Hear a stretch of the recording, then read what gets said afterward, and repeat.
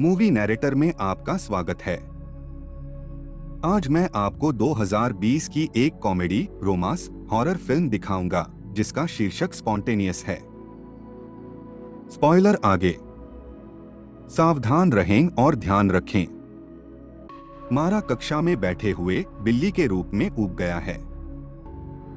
वह अपनी पेंसिल गिराती है और जब वह उसके पास पहुंचती है तो उसके सामने वाली लड़की फट जाती है।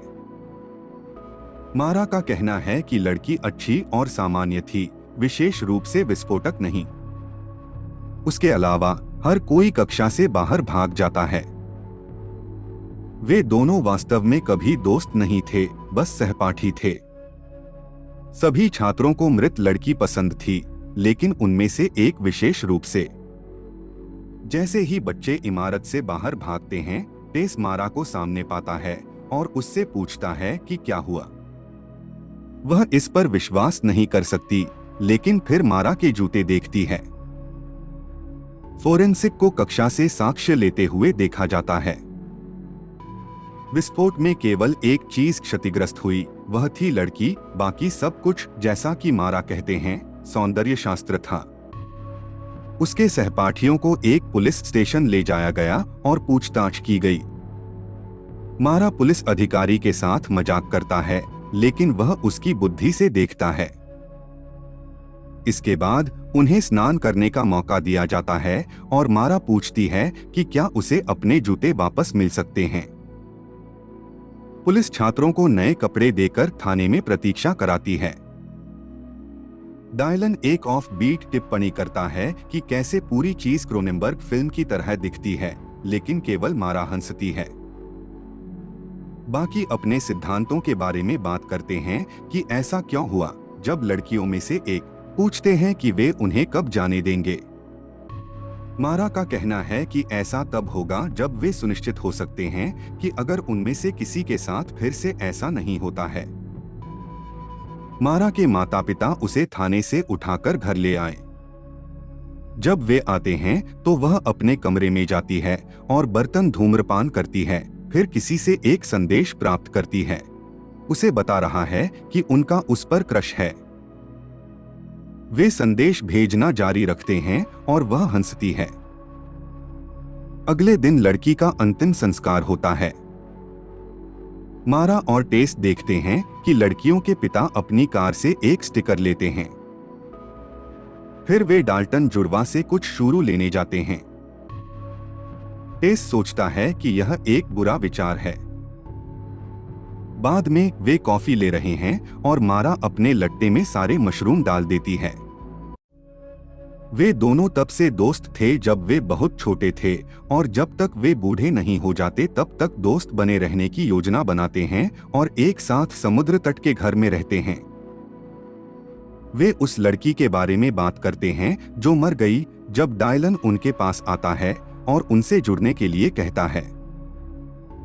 वह मारा के साथ फ्लर्ट करता है और उसे पता चलता है कि वह वही लड़का था जिसने उसे पहले मैसेज किया था।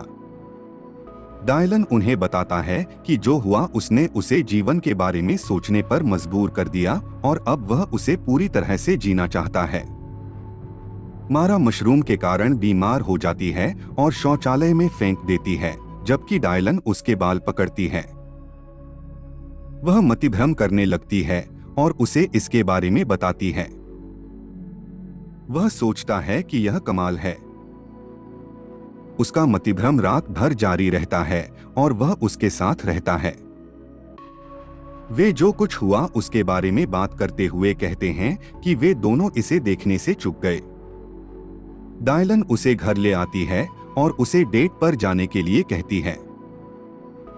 बाद में वह और टेस अपने बिस्तर पर लेटे हुए हैं और बात कर रहे हैं। मारा का कहना है कि वह ड्रग्स लेना जारी नहीं रखेगी। टेस पूछती है कि क्या वह अभी तक रोई है और उसे बताती है कि वह हर समय रोती है। यह घर वापसी के खेल का दिन है और दोनों लड़कियां पोशाक पहनकर स्कूल पहुंचती हैं। वे देखते हैं कि अन्य छात्रों ने मृत लड़की के लिए एक मंदिर का निर्माण किया है।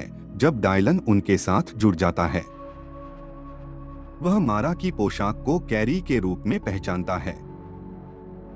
बाद में वे दोनों पुस्तकालय में बात करते हैं और वह उससे पूछती है कि उसे उस पर क्रश कैसे हो गया। वह उसे बताता है कि यह पहले दिन शुरू हुआ जब उसने उसे देखा और सब कुछ वहीं से बढ़ गया। जिस दिन लड़की की मृत्यु हुई और मारा ने कहा कि यह उन सभी के साथ भी हो सकता है, उसने उसे बाहर पूछने और सही समय का इंतजार करना बंद करने का फैसला किया। खेल में वह जॉक्स की तस्वीरें ले रही है, उनकी जर्सी के लाइन में लगने का इंतजार कर रही है और कुछ गंदी बात कर रही है। वह उसके चुटकुलों पर हंसता है, फिर वह उसे उस पल के बारे में बताती है जब उसे एहसास हुआ कि वह उसे पसंद करती है। जब खेल के दौरान कुछ होता है तो उनके पास एक साथ एक अच्छा पल होता है। हर कोई चिल्लाता हुआ भाग जाता है क्योंकि खिलाड़ियों में से एक में विस्फोट हो गया है। डायलन मारा का हाथ पकड़ लेता है और उसे वहां से खींच लेता है। वे खेल के मैदान के पीछे गले मिलते हैं। शहर एक महत्वपूर्ण समाचार बन जाता है।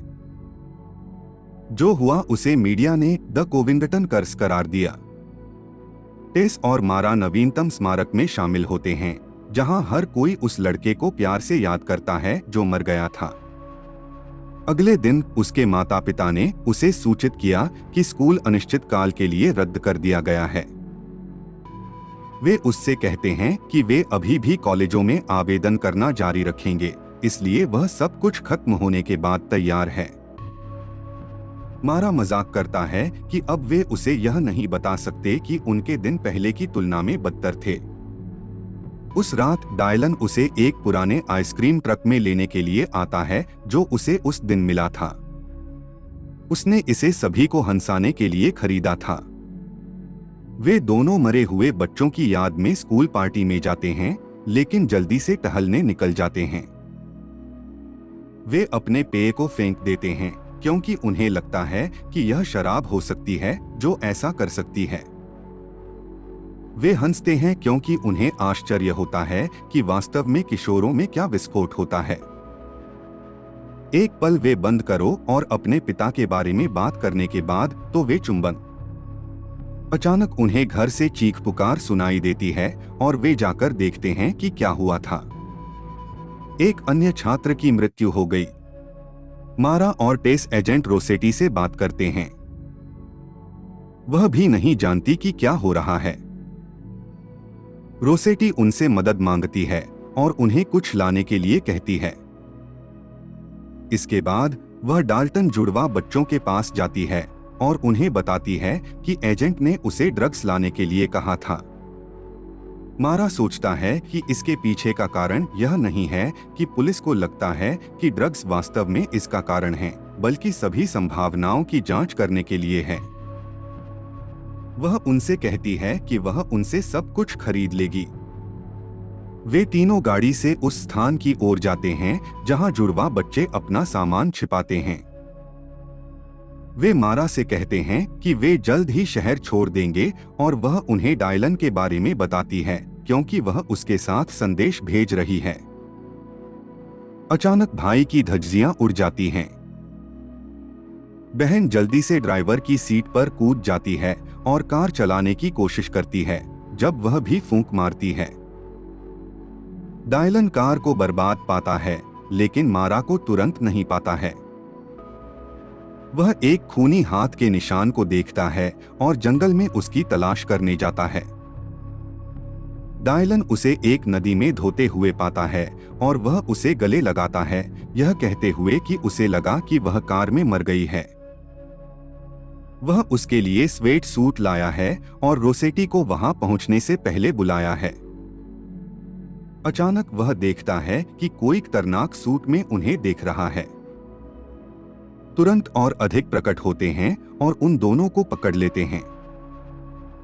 मारा एक अस्पताल में है जब एक डॉक्टर आता है और उसे बताता है कि वे मदद के लिए मौजूद हैं। वह घबराने लगती है, लेकिन डायलन को अपने बगल में बिस्तर पर देखती है। वे एक ईटी बनाते हैं, एक साथ मजाक, डॉक्टरों को भ्रमित करना। उस रात डायलन उठती है और उसे बताती है कि पूरी कक्षा भी वहां है। वह अपने बिस्तर को उसके पास धकेलती है और वह उसे डॉक्टरों द्वारा पूछे गए सवालों के बारे में बताता है। वह उसे अपनी प्रेमिका कहता है और वह उसे पसंद करती है।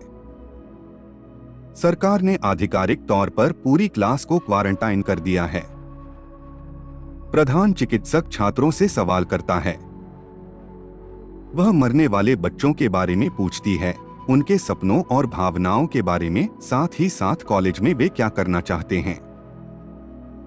मारा जवाब देती है कि वह केवल जिंदा रहना चाहती है। उस रात मारा और टेस अपनी चारपाई पर बात करते हैं। टेस चिंतित है कि मारा के साथ ऐसा हो सकता है और वह वादा करती है कि ऐसा नहीं होगा।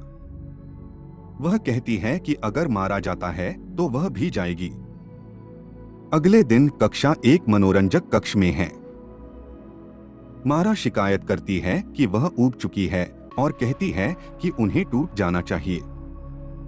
कोई भी नहीं चाहता है या पहले ही कोशिश कर चुका है, इसलिए वे विस्फोटों के बारे में बात करना शुरू कर देते हैं। दो लड़कों का तर्क है कि यह एक अभिशाप है या नहीं। डायलन एक गूंगा विचार साझा करता है और हर कोई उसका उपहास करता है। उसे और मारा शॉवर में बाहर निकलते हैं। बाद में एक सरकारी अधिकारी किशोरों को पावर पॉइंट प्रेजेंटेशन दिखाता है और उनके सभी सवालों के जवाब देने की पेशकश करता है। मारा को समझ नहीं आता कि वे वास्तव में उनकी मदद करने के लिए क्या कर रहे हैं और उसका मजाक उड़ाते हैं। अधिकारी घिनौना जवाब देता है और बच्चे उस पर हंसते हैं, लेकिन जल्दी गुस्सा हो जाते हैं।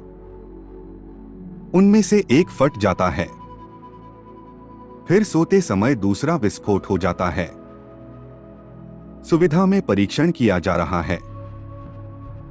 बच्चों के माता-पिता सुविधा के बाहर प्रतीक्षा करते हैं और डॉक्टर बाहर आकर दंपति में से एक को यह बताने के लिए आते हैं कि उनके बच्चे को क्या हुआ है। बच्चे मरते रहते हैं और उनके द्वारा दिए जा रहे सभी परीक्षण और दवाएं विफल हो जाती हैं। वे सभी अंदर से जितना सामान्य हो सके जीने की कोशिश करते हैं, लेकिन एक के बाद एक किशोर विस्फोट करते रहते हैं। सुविधा में काम करने वाले डॉक्टर भी बेचैन हो जाते हैं। उन्हें जो नीली गोली दी जा रही है वह काम करने लगती है। सुविधा में हर कोई इससे खुश है। एक समय पर वे बच्चों को उनके माता-पिता की कस्टडी में छोड़ देते हैं। मारा के माता-पिता उसे घर ले जाते हैं जब वह देखती है कि शहर में क्रिसमस की सजावट नहीं है। उसके पिता ने उसे बताया कि किसी को भी उत्सव का अनुभव नहीं हुआ, लेकिन जब वे घर पहुंचते हैं तो वे उसे एक पेड़ से सरप्राइज देते हैं। बाद में वे तीनों पेड़ को सजा रहे हैं जब उसके पिता उसे अपना वाइप सौंपते हैं और उसे बताते हैं कि वह इस तथ्य को छिपाने में भयानक है कि वह बर्तन धूम्रपान करती है। वे सब एक साथ वापे करते हैं और वयस्कता और उसके स्नातक स्तर की पढ़ाई के बारे में बात करते हैं। सोने से पहले मारा नीली गोलियों में से एक लेती है। अगले दिन डायलन अपने घर पर है। वे पहली बार एक साथ सोते हैं। मारा उससे पूछता है कि क्या वे सुरक्षित हैं और डायलन कहता है कि वह नहीं जानता, लेकिन उन्हें एक बार में एक दिन लेना चाहिए और वापस स्कूल जाना चाहिए। वह वापस नहीं जाना चाहती। उनकी एक ही कक्षा है जो एक ही भवन में स्कूल जा रही होगी। उनके शिक्षकों में से एक उन्हें एक कहानी सुनाता है कि कैसे उसने एक सैनिक के रूप में किसी को उड़ाते देखा था। वह उनसे कहता है कि वह उन्हें स्नातक होने में मदद करेगा। बाद में रोसेटी मारा का रक्तचाप ले रही है और वे नीली गोली के उपनाम के बारे में बात करते हैं, स्नूज बटन, जो मारा को पसंद नहीं है। रोसेटी को नहीं लगता कि यह खत्म हो गया है। वैलेंटाइन्स दिवस के लिए मारा डायलन के खलिहान को सजाता है और उन दोनों ने वहां सिर्फ उनके लिए एक पार्टी रखी है। वह उससे कहता है कि वह उससे प्यार करता है और वह उसे एफ वर्ड वापस कहती है। वे इसके बारे में हंसते हैं। फिर डायलन उससे कहती है कि अगर वे नहीं मरते हैं तो वह उसके साथ गर्मी बिताएं। टेस और मारा एक भोजनालय में अपने भोजन की प्रतीक्षा कर रहे हैं, लेकिन वेट्रेस उनके पास अपना भोजन लाने से बहुत डरती है। वो जाते हैं। अगले दिन डॉक्टर उनके स्कूल में उन्हें स्नूज बटन गोली समझा रहे हैं। वह कहती हैं कि हालांकि यह इलाज नहीं है, यह एक इलाज है। डॉक्टर को अपनी बात रखने के लिए एक स्वयंसेवक मिलता है, लेकिन जैसे ही बच्चा उसके निर्देश का पालन करना शुरू करता है, वह फट जाता है। अचानक एक और धमाका भी हो जाता है। फिर 1/3 सब खत्म हो जाते हैं, लेकिन बच्चे फूंक मारते रहते हैं। मारा डायलन के साथ है और हंगामे में टेस के पास नहीं जा सकता। वे सभी भाग रहे हैं और बाहर निकलने की कोशिश कर रहे हैं, क्योंकि बच्चे विस्फोट करते रहते हैं। मारा पीछे छूट जाता है और जब एक सहपाठी उसकी मदद करने की कोशिश करता है तो वह भी फट जाता है। वह एक दरवाजा ढूंढती है और स्कूल से बाहर निकल जाती है। डायलन उससे बाहर मिलती है और वे गले मिलते हैं। अचानक डायलन उसके ठीक सामने फट जाता है। मारा खून से लथपथ घर चला जाता है। रोसेटी उसे ढूंढती है और उसे अस्पताल ले जाती है। उसके जबड़े का एक टुकड़ा उसके सिर में लगा। उसकी मां अस्पताल जाती है और उसे धोने में मदद करती है। उस रात वह अपने माता पिता के बीच सोती है। वह वास्तव में उदास हो जाती है और संवाद करने से इनकार करते हुए गोलियां लेना बंद कर देती है। डायलन का अंतिम संस्कार आता है और चला जाता है। टेस उसे अपने कमरे से बाहर निकालने की कोशिश करती है, लेकिन मारा वहीं बैठी डायलन के वीडियो देख रही है। एक समय पर वह अपना कमरा छोड़ देती है और अपने पिता के लिए कॉकटेल बनाती है। मारा कॉकटेल को मेरे सभी दोस्त और प्रेमी मर चुके हैं कहते हैं। वह शराब पीती है और उसके पिता उससे कहते हैं कि वह इससे निपटने के लिए तैयार नहीं है। मारा मजाक करने की कोशिश करता है, लेकिन नशे में ही रहता है। वह उस रात शराब के नशे में अपना घर छोड़ती है और अगले दिन टेस के घर पर आती है, जो अभी भी नशे में है। वे स्कूल जाने के बारे में बहस करते हैं। टेस को नहीं पता कि उसकी मदद कैसे की जाए, क्योंकि मारा ने सारी उम्मीदें खो दी हैं। वह मारा को पीछे छोड़कर स्कूल जाती है। उसके बाद मारा शाप का विरोध करता है, फिर एक दुकान से शराब चुराता है। वहां काम करने वाले लोगों ने उसे लेने दिया। एजेंट रोसेटी दुकान के सामने उसका इंतजार करता है और जब मारा उसे वोदका की एक बोतल फेंकने की कोशिश करती है तो वह अपनी खिड़की तोड़ देती है। बाद में वह इस बारे में और लगातार नशे में रहने के बारे में अपने माता पिता से बहस करती है। वे उसकी मदद करना चाहते हैं, लेकिन वह साथ खेलना और उन्हें बेहतर महसूस कराना नहीं चाहती, यह सोचकर कि वह भी जल्द ही मर सकती है। मारा अपने कमरे में जाती है और प्रॉम में जाने के बारे में सोचती है, लेकिन फिर एक संदेश बोर्ड में प्रवेश करती है, जहां अन्य छात्र कोविंगटन शाप के बारे में बात कर रहे हैं। वे उसे श्राप कह रहे हैं और वह उन पर विश्वास करती है। मारा अपने स्कूल जाती है और पहली लड़की के स्मारक, फिर उसकी कक्षा और अंत में उस स्थान पर जाती है जहां डायलन की मृत्यु हुई थी। प्रॉम की रात है और मारा झूले पर बैठी है। टेस उससे जुड़ जाती है और वे फिर से अपने भविष्य के बारे में बात करने लगते हैं। वह मारा से कहती है कि वह उस रात कोविंगटन से जा रही है। जाने से पहले टेस मारा से कहती है कि वह हमेशा उसकी सबसे अच्छी दोस्त रहेगी। मारा अंततः इसे प्रॉम ड्रंक में बनाता है। अंदर का माहौल भयानक है। हर कोई अपना काम कर रहा है और वह इसके बारे में हंसती है, फिर पंच मारने जाती है। उसके शिक्षक इसके बारे में कुछ नहीं करते हैं। वह इसे अपने साथ ले जाती है और अकेले पीती है। बाद में वह मंच पर जाती है और कहती है कि उसे सभी को मारने के लिए खेद है, शाप होने के लिए खेद है। मारा कहती है कि वह सभी को चोट पहुंचाने के लिए खुद से नफरत करती है और फिर अपना डिप्लोमा स्वीकार करती है। उसके बाद लड़की भी यही कहती है और मारा उसे बू करती है। अचानक दूसरी लड़कियां भी यही बात कहती हैं।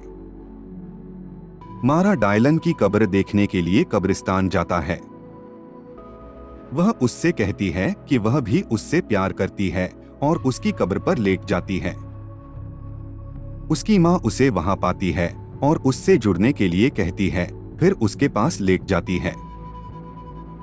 मारा अंतिम संस्कार में न आने के लिए माफी मांगता है और अपनी माँ को पहली बार डायलन के साथ मिलने के बारे में बताता है। उसकी माँ कहती है कि उसने उससे कहा कि उसने मारा के बाल पकड़ रखे हैं और लड़की उससे पूछती है कि क्या उसे लगा कि वह बुरी खबर है। माँ कहती है कि उसने सोचा कि मारा बहुत दर्द में है और उसे नहीं पता कि इससे कैसे निपटा जाए। मारा उसे बताती है कि उसे लगता है कि वह मर रही है और वह हर समय डरी हुई है। डायलन की माँ का कहना है कि जीवन कभी कभी ऐसा ही महसूस होता है और जो कुछ उनके साथ हुआ उनमें से कोई भी बच्चा इस लायक नहीं था। मारा उससे पूछती है कि क्या वह ठीक है और जब वह अपना सिर हिलाती है तो लड़की उसे पकड़ लेती है। वह अगले दिन घर वापस आती है और उसके माता पिता उसकी प्रतीक्षा करते हैं। मारा उनसे माफी मांगता है और वे सुलह कर लेते हैं। आखिरकार वह अपनी पट्टी हटा लेती है और निशान को देखते हुए डायलन को याद करती है। कुछ महीनों के बाद विस्फोट बंद हो जाते हैं। मारा रोसेटी को अलविदा कहती है। वह स्नूज बटन लेना जारी रखती है और अपने जीवन में आगे बढ़ती है।